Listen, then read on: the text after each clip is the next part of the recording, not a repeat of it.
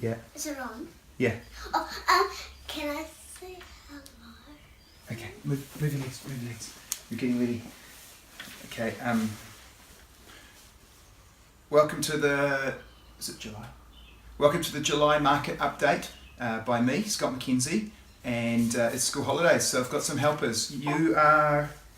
Leonie. Leonie, how old are you? 6. Good, and after you brush your teeth, you should wash your face. We'll talk about that.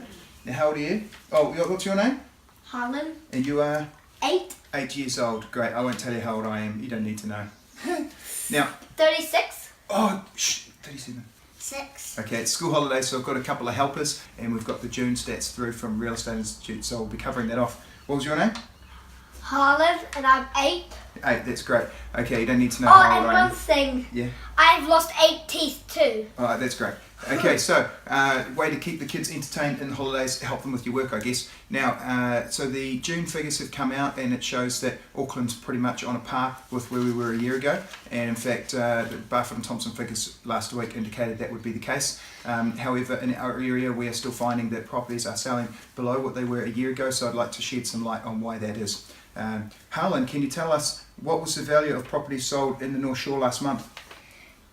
$952,000. $952,000. That's in June 2017. Leonie, for June 2016, what was the median sale price? $1,070,000. $1,070,000. So that represents an 11% drop in the sales values June on the North Shore. Why is Auckland not showing that? Well, if you delve into the stats a little bit more, Auckland City is up hugely. Oh, I forgot to look up the actual stats, but it's up quite a bit, and the reason is, and you don't really need to know the figures, but the reason Auckland City is showing higher is that there's less apartment sales being made, so it actually changes the balance of the sale median for Auckland Central. So while North Shore is showing 11% down, we're not as affected as much by the apartment market. I've got some great news though, and that is that in the last month we've started to see a couple of sales results above expectation. We are selling less properties. Harlan, how many houses were sold in June? 341. And Leonie, in June last year, how many were there? 524. 524. So you can see we're selling less properties this year than what we were last year. That's just a sign of overall activity. Not good for real estate agents not selling lots of houses. That's not your problem. So, why is things getting a little bit better in the last month? Well, that's because I'm tracking these graphs over here. A couple of times a week we're updating those to show the amount of available stock. And in Glenfield and in Hillcrest and across the North Shore in general, even now showing in Auckland, it's starting to tail right off. As we hit winter, less people list their houses, so that means the buyers that are in the market are having less choice. We've started to see that within the last week, a 2-bedroom unit in Glenfield selling for $714,000. No one in our office saw it above about $680,000. There's also a 3-bedroom property we were sure was in the mid to high sevens and it sold for $810,000. Couple of good results. It doesn't mean the market's turned, but it does mean that if you do things right with your marketing and choosing your right salesperson and everything else that goes along with it, you can get a good result in this market. Where are you going? Right. Something else that is coming up a lot in real estate at the moment, all in my conversations, is what do we do about the election? It's coming up. Do we list before? Do we wait till after? So with the election coming up, what month is it in, Leonie? September.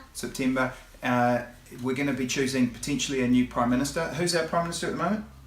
Bill English. Bill English. So we're going to have this thing coming up, and it's a bit of a line in the sand. Do you list before or do you list after? What I can tell you is that a lot of the people I'm dealing with are thinking that they'll wait till after. Yes, there'll be a little bit of a quiet patch leading into the election, but if you've got no other people listing, and we're already starting to see that tail off in listings, then you've got the opportunity to have the buyers to yourself. So yes, there might be a few less people in the market at that time, but consequently there could be a whole run of listings after the election.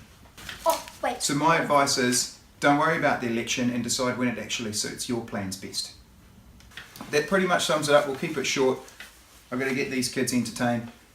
Harlan, who's the best salesperson in Auckland? Andrew Volkov. Andrei Volkov. Oh, wrong answer. Leonie, who's the best salesperson? Just the North Shore even. Who's the best? Jim Lou. Jim Lou. You're joking. Harlan, is that the best, really? Best person?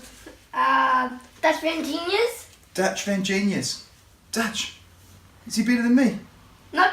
You are. Oh, It's a joke. it's a joke. Oh, there we go. Get it? Great joke. Have fun in the school holidays. Catch you around. You want to say bye? Bye. Bye. I think my dad is a real estate agent. Yes, he is, but he's the best. Yay.